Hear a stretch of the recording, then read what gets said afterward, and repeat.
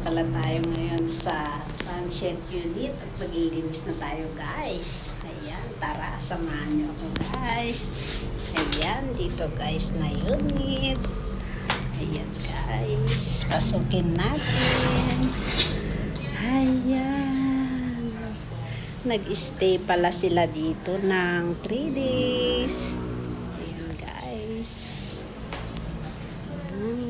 Kaya kung sino yung gustong mag-stay dito sa Tuguegarao City, Cagayan Valley, PM lang po ako mga guys, yung mga followers ko dyan sa iba't ibang lupalop ng mundo.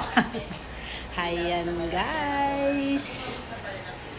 Ayan, dito lang ito sa Tuguegarao City, Cagayan Valley guys. PM nyo lang ako. Ayan guys. Ito naman yung dirty kitchen namin.